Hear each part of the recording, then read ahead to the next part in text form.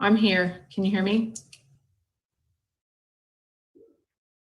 Okay. It'll be delayed a bit. Okay. Fantastic. Waiting on Bo. Yeah. I'm going to go ahead and mute back, Sean.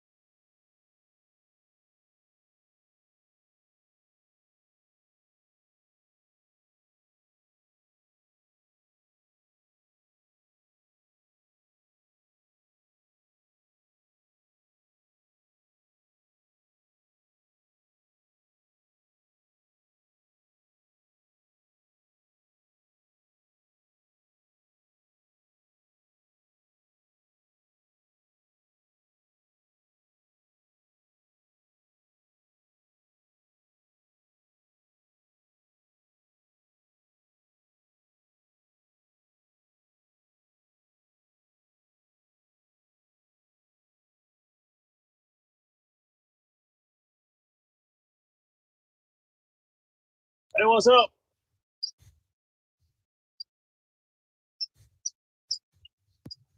Hi, Bo. Hey, we're live right now, so we're all muted for now until we actually start the meeting in about 10 minutes. So there you go. I'm going to mute myself too.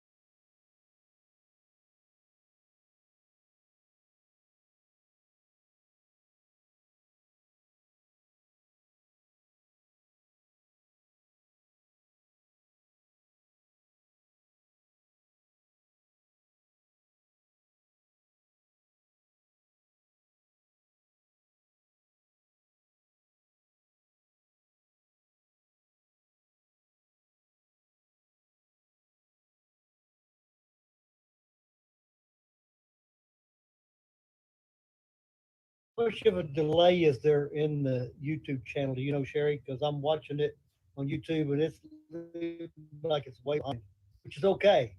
Yeah, there's about a 3 to 5 second delay.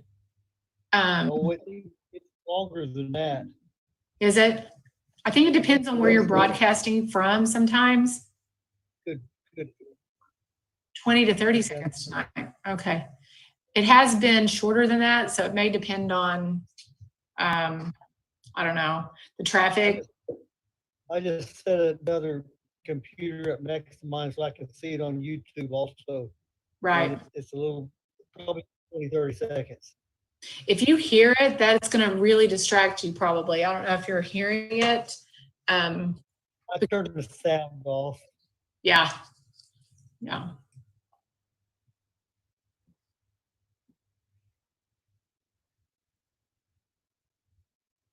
I'm just glad the storms didn't come this direction. Krista and I couldn't be outside doing this. No doubt. He's outside in his truck. Are you driving, Bo? He's muted. Oh. I'm still working.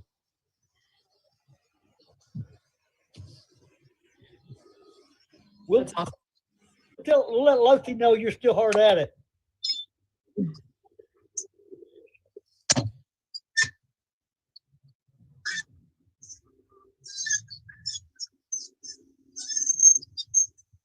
You have to be nice to Sean too. He can put you full screen on that YouTube channel. He better behave tonight, Mike. That's true. We're watching him.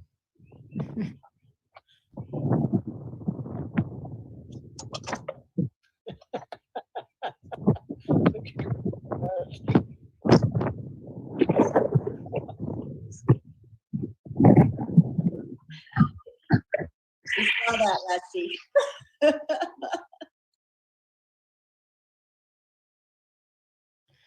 Jackie, I love your background. That was from my walk. That's awesome. Was that today? Yeah. No, yesterday. Yesterday. Yeah. Yeah. No workers throughout. That's true. You're right. I think it was yesterday. I lose Right. track of when I walk where. When I walk when, however you want to say. Right. It was a good day yesterday, nice and cool.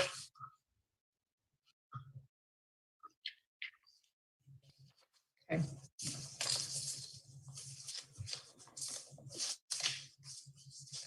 Hey, listen, I'm glad we're online. That's a good thing, Sean. Way to go. We'll talk later. Ain't no pledge of allegiance tonight. How are we going to do Yeah, that? we don't have leeway in that budget.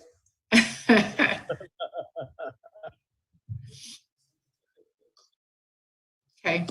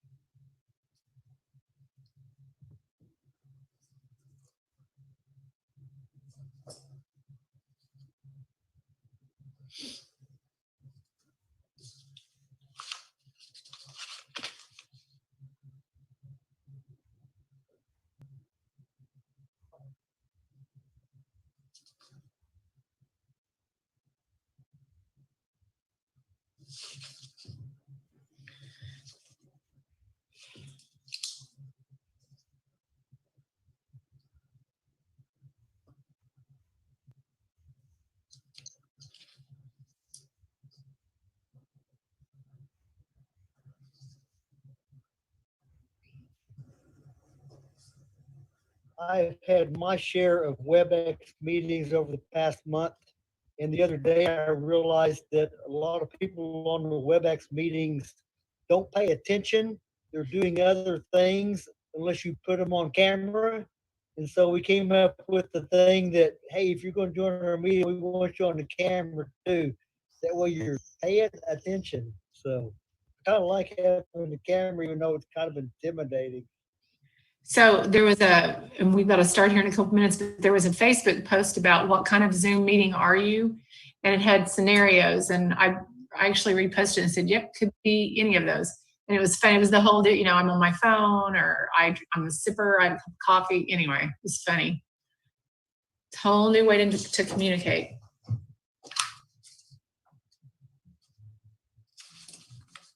I actually have 4 Zoom meetings this week. So my new hashtag is #BoomerZoomer.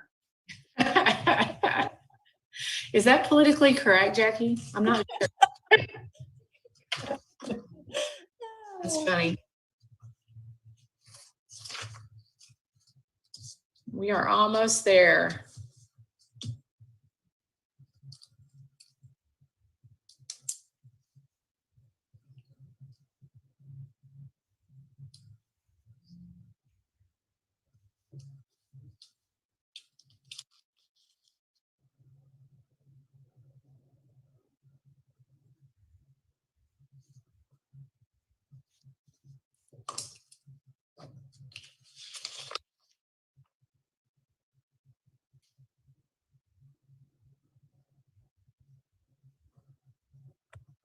Okay, so now that we're getting closer, who needs to be on and who needs to be off? So for now, Kim can probably be off, taking the video off. Gary, if you want to stay on, you can, since you're going to address consent. So maybe just Kim without video. Yeah. Kim, we'll go ahead and let you take your video off.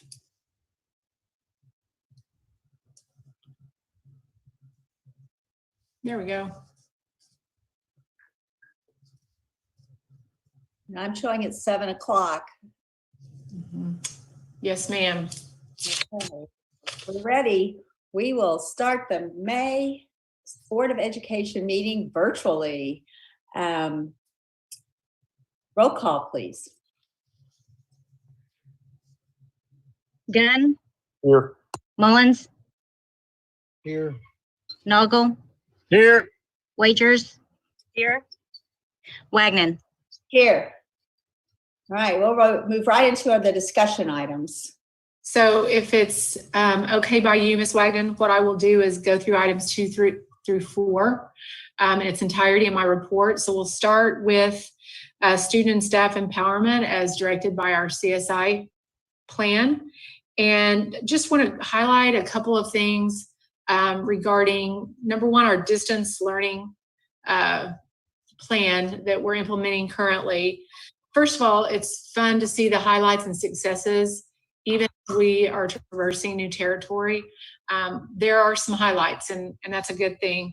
I will say one of those is being able to hone skills that allow us to put tools in our toolbox, much like I expressed in the April meeting, and that just continues to be a real benefit, I think, to our teachers. One of the things that we know, solidifying, as each day progresses forward, is we are sensing an equity gap, not just in Sand Springs, across the state, in terms of who has access to the internet, who has access to a device. And I see a churn from local leaders to state leaders to national leaders that really want to address this idea of equity so that everyone has access to information. That's become a blatant problem that I feel like we have as a nation, not just in Sand Springs, Oklahoma. The other part of that is you're going to see in the consent agenda, all of our professional development this summer has moved virtual. And so you're going to see a lot of items regarding Project Lead the Way elements that we would have been sending people to this summer that are now adapting to an online system to receive that training so they can continue to teach our STEM offerings through Project Lead the Way. Moving on to item 3, unless you have questions, don't hesitate to pipe in and ask.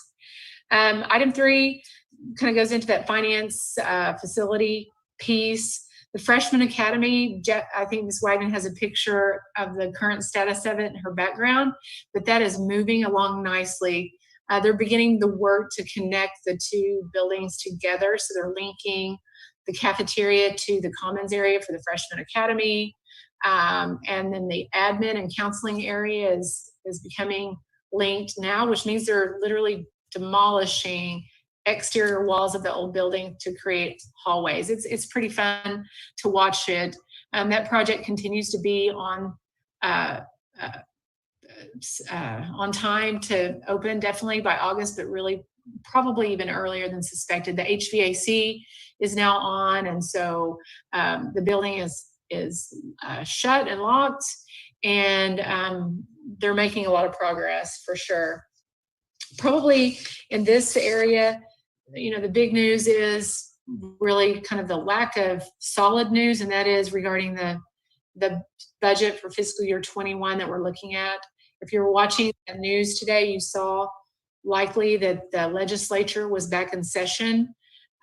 Still not getting complete clarity of what we're facing, but definitely looking at 2.5 to 5, even maybe potentially bigger cuts for next year. So we are planning accordingly. I know I try to keep you abreast of things that COSA is sending out, as well as the OSSB, and then of course our newsletter from Vernon Florence, who is, in my opinion, one of the resident experts in the state of Oklahoma regarding state revenue and really school finance. We have a really great plan, I think, to try to mitigate the loss. This is not where we want to be, there is no doubt, in trying to make sure that our budget for the district stays fiscally sound, and that comes with some hard decisions. Feedback from people, especially our leadership team, but even our teachers, has been just this level of understanding of trusting us to do what we need to do in order to make quote unquote ends meet for next year. So that's kind of the downer part of the report.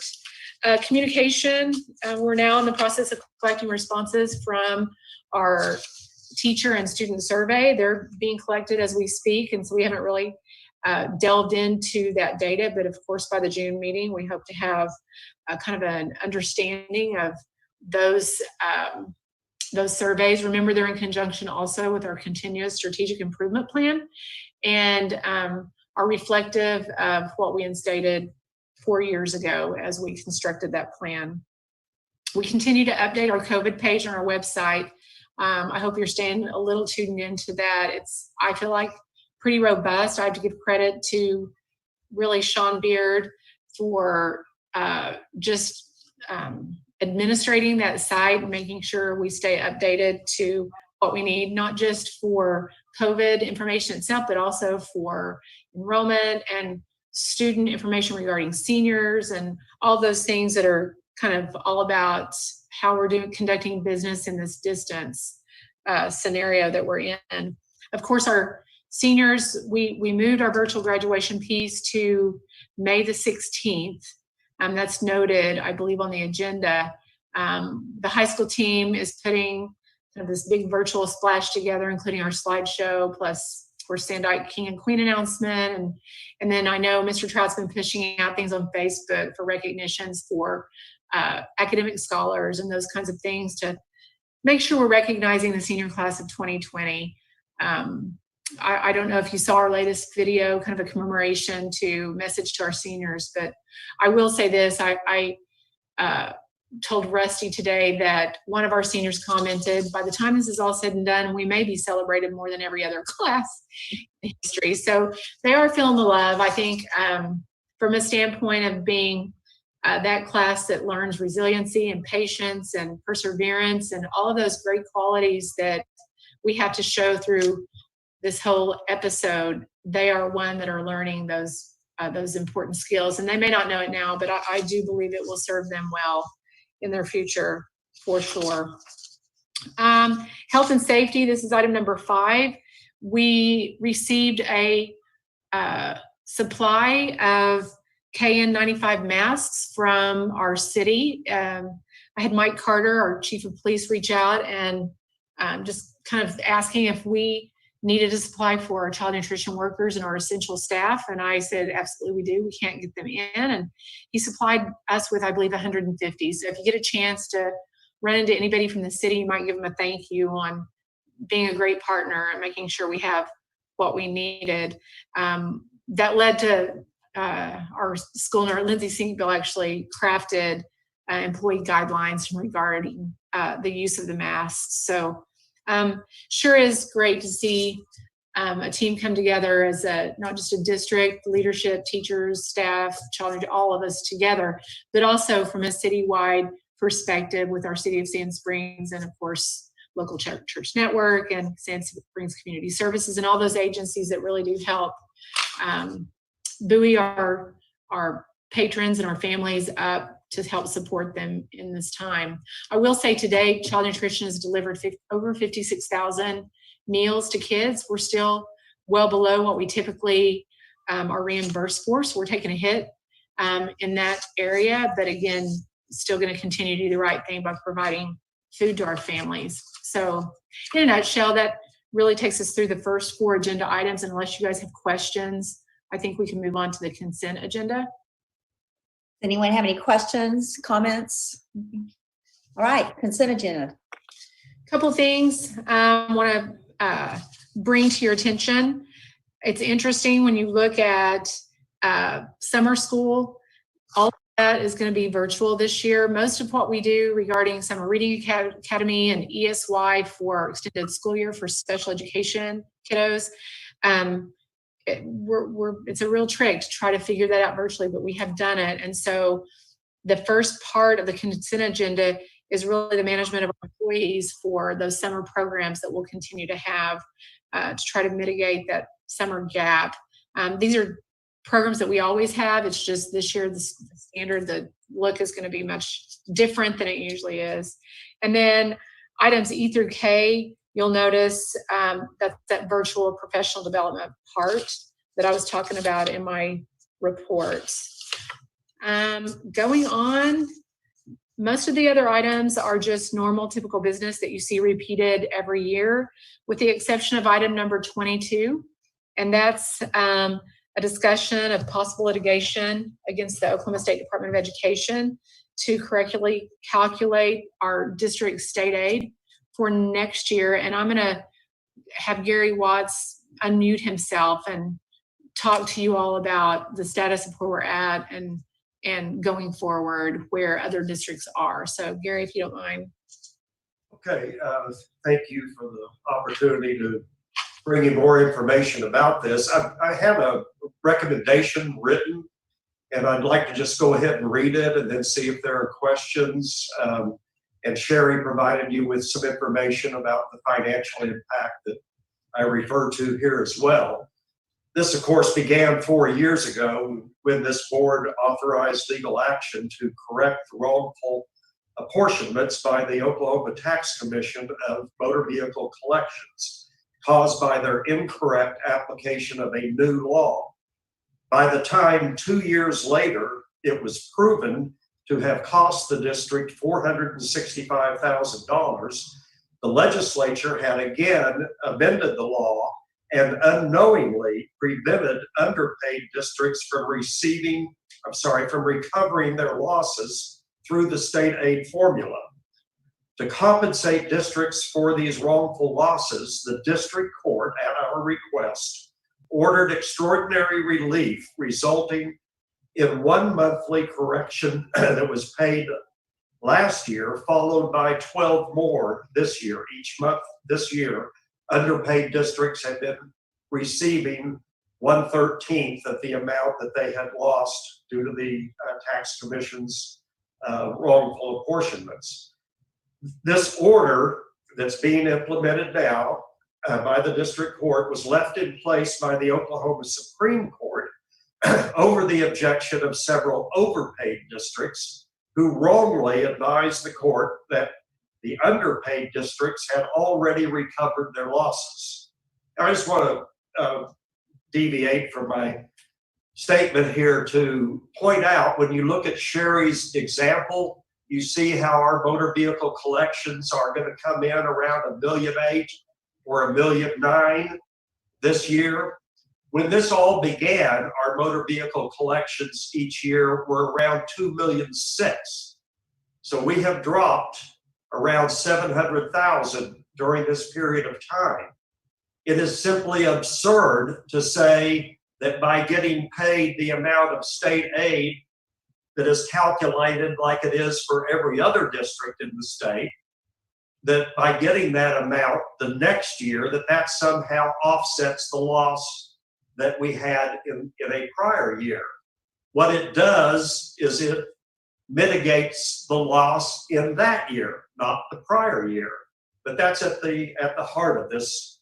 And unfortunately, the Oklahoma State Department of Education apparently shares the same belief, because it has included the 1 month correcting payment from last year in calculating this year's foundation aid, resulting in this district being underpaid this year about $36,000. Unless it's corrected, the State Department will underpay this district by $430,000 more next year. Those two total the $466,000 that we've lost altogether. We respectfully and clearly explained in writing a year ago why this is wrong. We have received corroboration of our understanding of the facts from 2 professors of economics and finance at the University of Tulsa who have studied this matter. We have also provided additional information and explanations in meetings with State Department staff in December and February. At no time have they explained why the correcting payments should be included in our state aid calculations. What they are doing is contrary to the clear wording of the state aid formula statute. It absurdly takes back from underpaid districts the correction that was ordered by the district court and sustained by the Supreme Court. And it flies in the face of the legislative intent that state aid be used to offset inequality in local revenues available to all school districts. So of course, it is my recommendation that this district, unfortunately, move forward with others. We've had assurances, I believe, that Ponca City and Quapaw, I think Muskogee, have all actually acted to do this. And we understand that Middell and Lone Wolf also are. I don't know if Sherry has talked to superintendents. I've had email correspondence. So it's recommendation to do this. The Riggs Abney firm has not changed their fees. And I think they did a good job. So if this board authorizes us to go forward, we'll try to secure that $466,000. Sherry has shown you the impact. It almost doubles what your loss will be this next year if that money is lost back again. So, glad to answer questions. Wanted to give you all time to answer Counselor Watts or ask Counselor Watts questions. My attempt was to provide clarity on how the chargeables work, and so now would be the time to ask questions, so that if we proceed with a special meeting to actually vote on proceeding with litigation, you would be able to do that with lots of clarity. Sherry, I understand that the proposal that's been offered to us with this litigation would be 1% of the recoverable amount, for about $5,000, something like that. Can we assume Right. that the other districts? It would be handled like the first one was. I mean, I'll do my best to do as much work as I can. Of course, you're paying me as general counsel, but I don't view this work as part of that, general assignment necessarily. So I don't charge any additional fees. I didn't charge any fees to any of the other districts in the prior litigation. So my goal is to do as much as I can and rely on Riggs Abney where they have skills and knowledge that I don't. And I think we've been a good team. So Mike, that is what I am hoping is a good guesstimate of a top side amount. Now, if it ever got out of control, then the district can always pull out if you think, that it's not proceeding as it should. Can you give us an idea of the dollar amount that the other districts, not what they're going to charge, but what if ours is $470,000, what is Muskogee thinking that they are short? We're almost identical. It's kind of eerie. Sand Springs, Ponca City, and Muskogee are almost exactly the same amount. Okay. So they each are, I've asked each of them also to encumber around $4,600. Middell is the gorilla. Their losses were over 2 million. So I'm asking them to encumber 1% of that, which is just over 20,000. Quapaw and Lone Wolf, not much. I mean, their losses were fairly minor. There's a number of, and again, we're just looking out for Sand Springs, but there's a number of school districts that are like Sand Springs and the 3 or 4 that we've identified that will be, I hate to say winners, but is it 50% of the districts are winners and 50% are losers? It's, let's see if I get the numbers right. I think it was 171 were underpaid to the tune collectively of $22 million. Tulsa was the largest loser at $3.5 million. Understand that most of those, would fall within a fairly small percentage.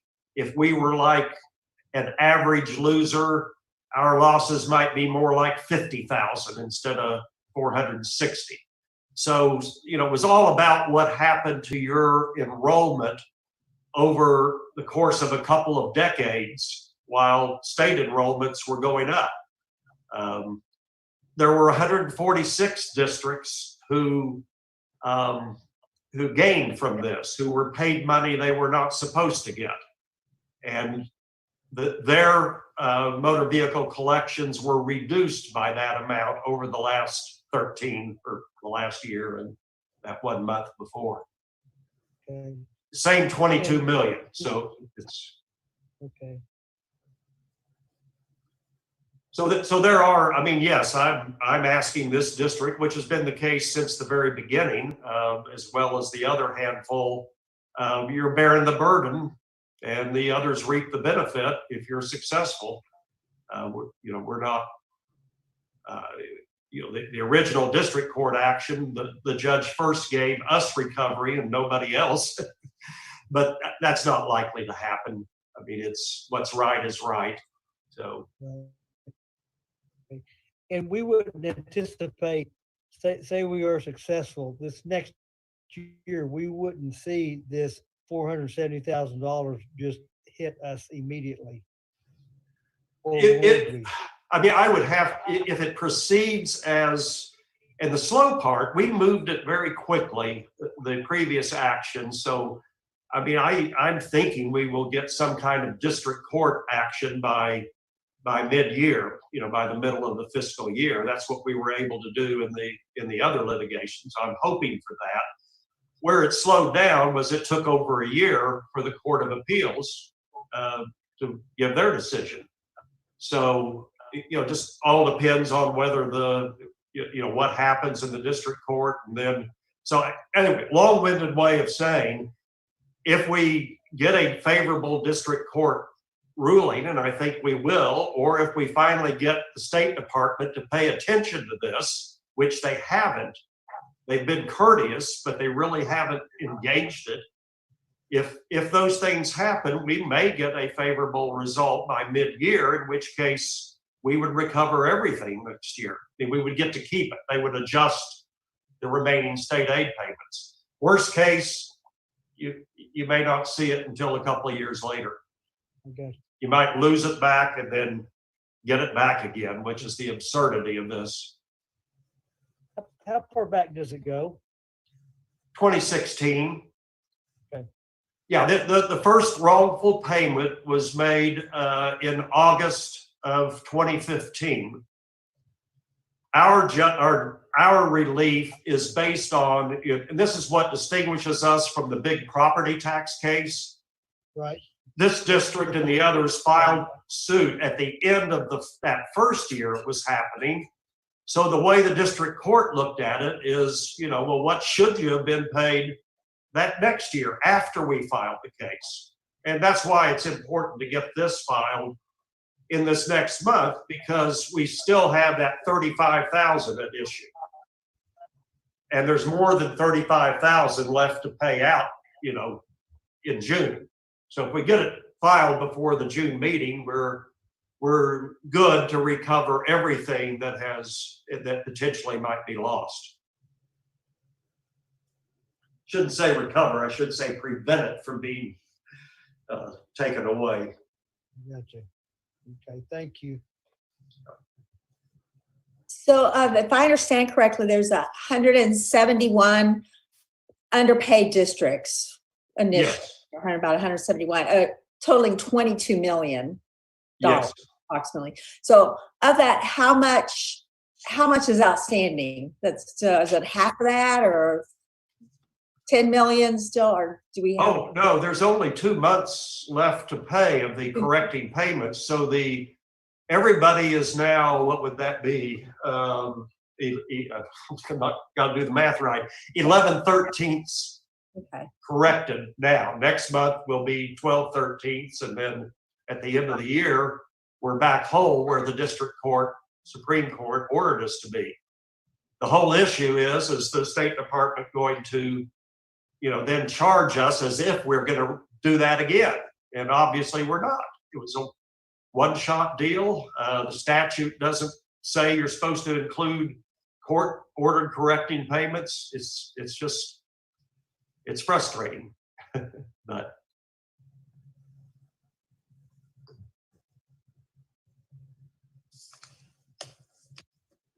Your recommendation would be we need to Challenges. vote on it by June. Is that correct? I'm sorry. You need to file by June. Ideally, we would file, I would hope, before the end of May, because the June payment is, I think, June 10th. At least be nice to say, hey, you had notice enough days before you push the button on the June 10th payment. That's ideal. I think the clarity for your just thought process in terms of making a discussion now, Ms. Wagner, would be to schedule a special meeting mid-May. It would be how to proceed if you guys so chose to do that. I don't believe Muskogee has had board action yet. I believe their board agenda is coming up soon. I think they're closer to mid-May. Ours is the 1st of May. So, and I did have a discussion with the superintendents, both from Muskogee and from Mid-Dell, both of which had stated that they had an intention to do that, but they have not yet, is my understanding at this point.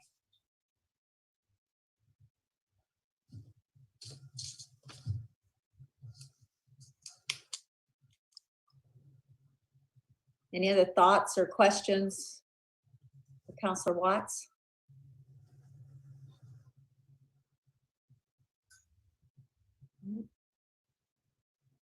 Well, if we're ready to proceed, any questions or comments on any of the consent agenda items?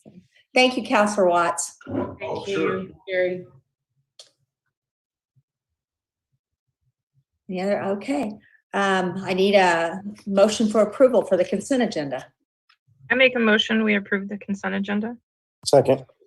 Again, a motion and a second. Vote, please.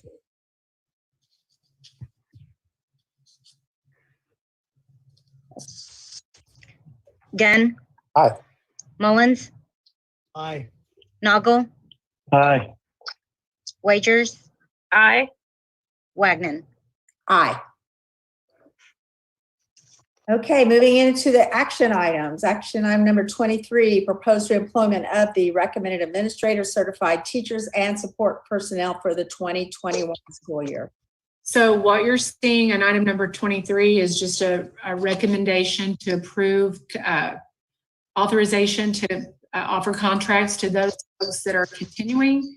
I will say that, as I had informed you guys previously, we have held recommendations for our support contracts that started this school year in light of pending revenue shortfall for next year, or reduction in our spendable allocation. And so I just want you to be clear about that. This recommendation is absent the support staff that actually began the school year this current year. So Superintendent, what this does is this gives you the ability to issue contracts to all of the people that are listed. Correct. Okay. Correct. I will make a motion to approve the reemployment of the recommended administrators, certified teachers, and support personnel for the 2021 school year as listed. I'll second. I have a motion, a second. Vote, please. Gunn, Aye. Mullins, Aye. Noggle, Aye. Wagers, Aye. Wagner. Aye. Okay, moving on to item number 24. This is an ask. We're not doing a first read tonight. This would be policy BE that has to do with salary and deductions of our employees. We began talking about contracts that we might issue next year that would lend itself to, through a government shutdown of school, would allow us to amend contracts for fiscal year 21 for support folks to a minimum of 1030. And the idea behind the 1030 is so that we hold them to a contractual agreement that would allow them to retain their insurance and benefits. There was a little bit of, as we started looking at this policy, there was a little bit of cleanup as well in regard to the kind of salary deductions we take. I believe I answered a question regarding to the paragraph right under salary deductions in regard to board will consider only requests with a minimum of 5 employees wanting deductions from any one specific payee. And that really is about making sure we're not burdening our payroll department with any employee that might come with a unique payee in the middle of the year. So we did a little bit of cleanup as well. This is one that Counselor Watts worked on too. But basically it would provide the board relief in case we find ourselves in a condition such as now, which would be very unique. I would pray that we wouldn't have another situation when we're in a pandemic anytime soon, but it would allow you the ability to manipulate your support contracts to lessen the burden of the hours that we provide in pay. Counselor, I don't know if you want to add to my description at all, but. What is it? We're trying to be consistent. We advised you that you didn't need to look at leave or other ways that districts across the state were justifying being able to pay their support employees their full contracts. Because in my opinion, the way our contract read, we have an obligation to provide each employee with all of those hours and days. So this alters that. So this would allow us under that special condition to reduce the hours, and the contracts will be modified to dovetail with that. So if you had a similar situation occur next fall or next winter, as happened in March this year, then you would have the extra option of reducing the number of assigned days of hours to some of your support employees as a budgeting strategy. You would not be forced into an either pay them all or pay them nothing by reduction in force. You would have a middle ground where you might have some wiggle room to keep them on the payroll, keep them with benefits, and still be able to manage a budget. Would we be able to continue them with benefits if they work less than 32 hours a week? I've always heard that's one of those magic. Yeah, there's 2 statutes at play here. One is what's the trigger for a due process action? And so due process would not be indicated because they're not losing their job and we're continuing the contract. The other one is the FBA or the health insurance. insurance statute. And we're not entitled to reimbursement if we have an employee who is less than 1,032 hours. So if we reduce employees, say we take a 2,080 hour employee and cut them by 2/3 to 700 hours, we can't get reimbursed for the health insurance. So. Great question. Yeah, that is a good question. Do you mind going over that one more time? To make Okay. sure?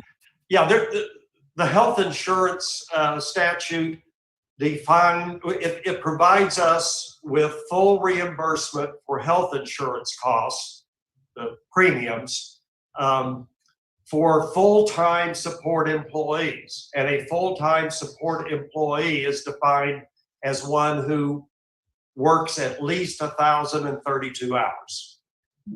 So if we go below that threshold, then you're jeopardizing your funding for their health insurance. Okay. Okay. So that's why we saw that. If you go below that, then, I guess in my mind, you might as well be looking at RIF and a reduction in force and go a different direction. If you're trying to keep employees on board, but just reduce the cost, I don't think this district would want to cut them out of their health insurance. One of the things that we know weathering this current storm is that we don't want to lose our people. We made a concerted effort of keeping all of our certified teachers because you know that we're definitely not out of the woods with our teacher shortage too.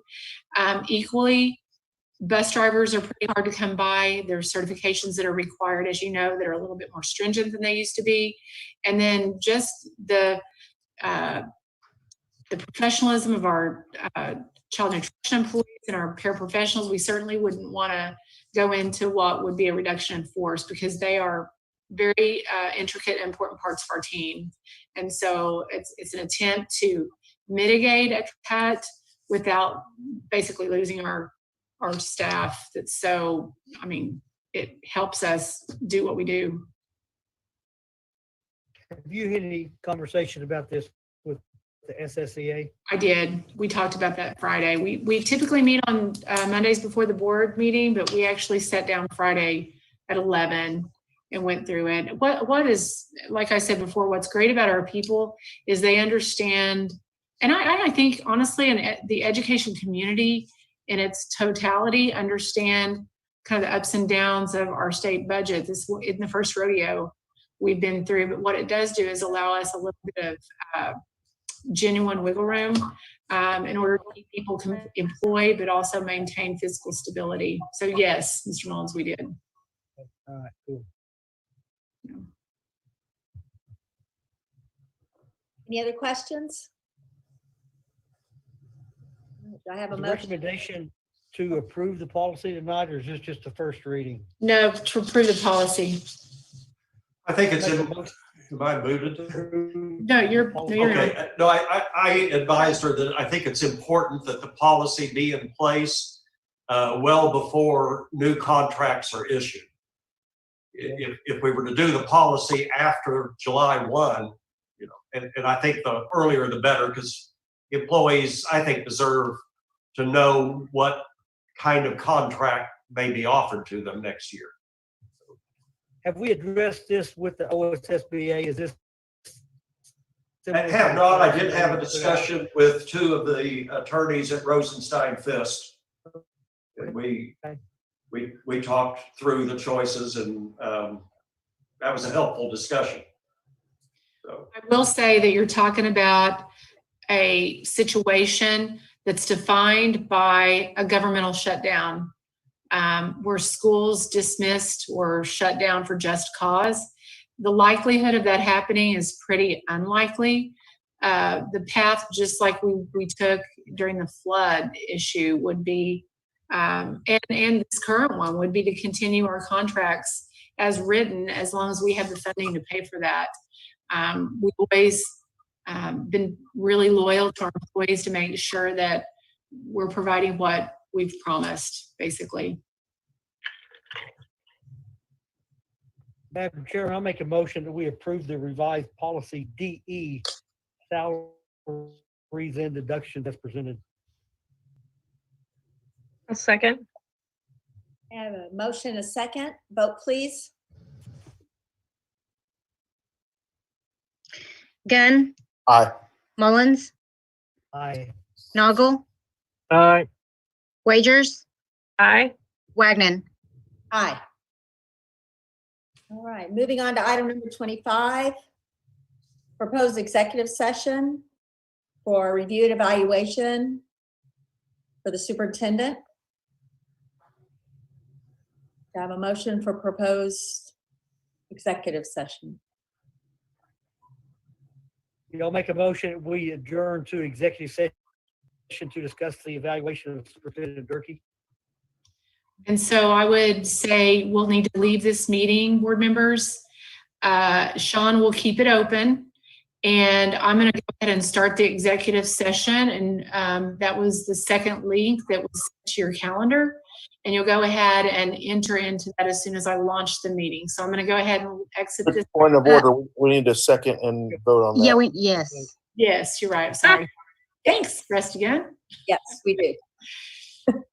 Uh, Go ahead. Chair, just clarification, this meeting continues. You all Yes. are just gonna leave temporarily the Zoom or whatever. Yes. Okay. Yes.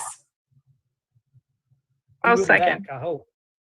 Okay, I think I have a motion, a second. And we've lost Beth. Yeah, can you hear me?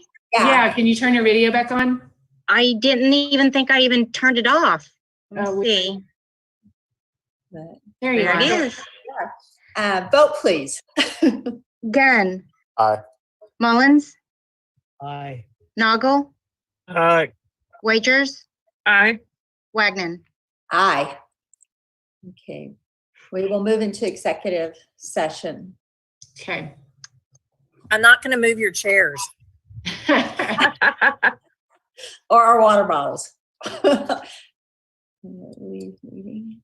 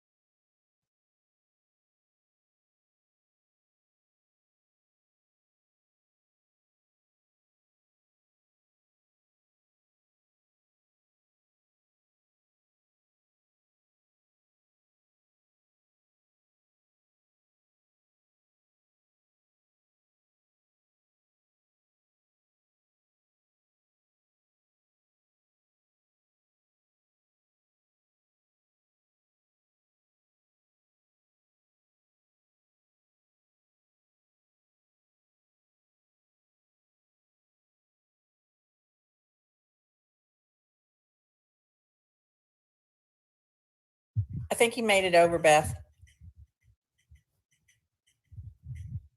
Hey, Beth. Yes, it looks like it. Okay.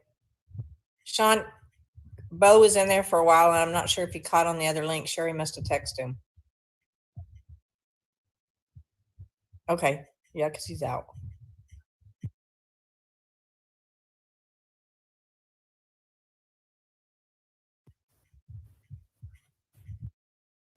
What's that called? A quantum leap?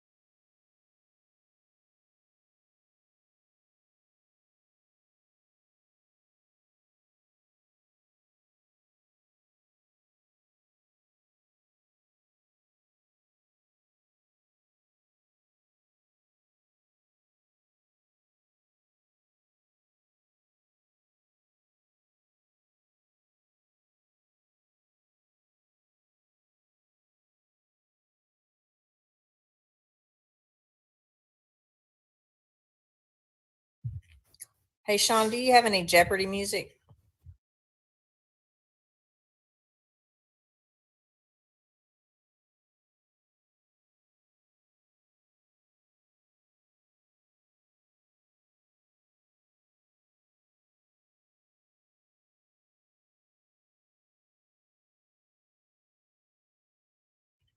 Yeah, don't mess anything up.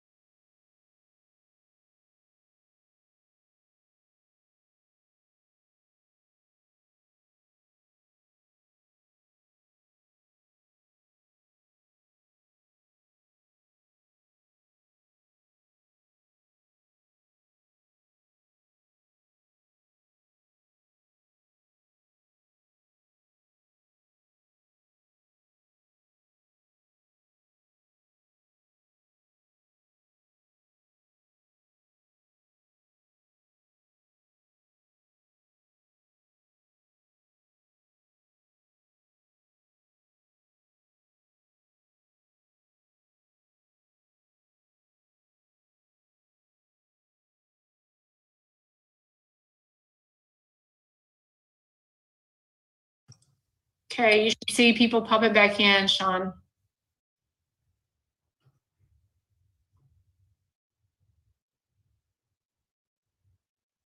I'm here. Okay, it looks like we're waiting for Mike Mullins. I'm not the last one.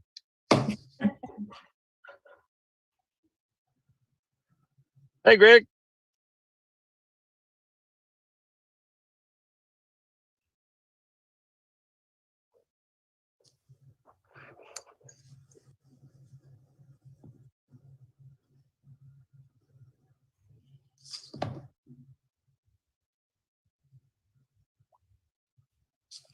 Do you see him yet, Sean? Okay.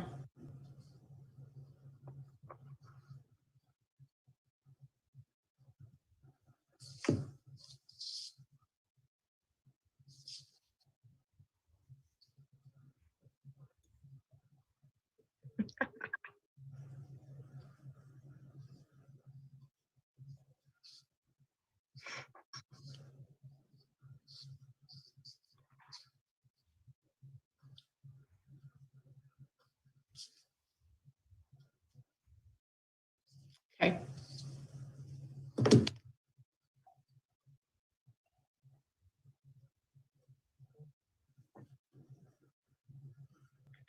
There he is.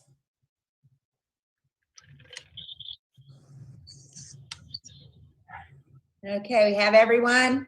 Okay, we have returned from executive session and we will move on to item number 27.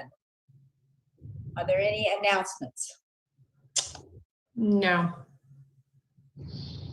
All right, we'll move item number 28, adjournment.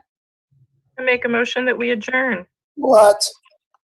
No, you gotta pick up the pace there, Rusty. Don't you have to make a motion to approve for you to compile and file the superintendent evaluation? We do have to do that. Okay. Yeah. Maybe you can make that motion. Okay, I make a motion to compile and approve the notes for the executive session. Second. Who seconded?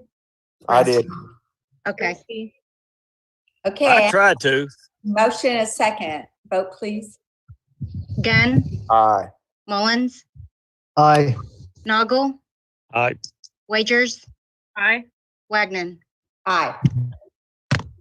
Okay. All right. I make a motion, we adjourn. Second. Okay, I have a motion and a second for adjournment. Vote, please. Gunn, Aye. Mullins, Aye. Noggle, Aye. Wagers, Aye. Wagner. Aye. Okay, thank you all. All right, guys. See ya. Be See ya. safe. Aye. Be safe, stay well. Stay safe. Bye.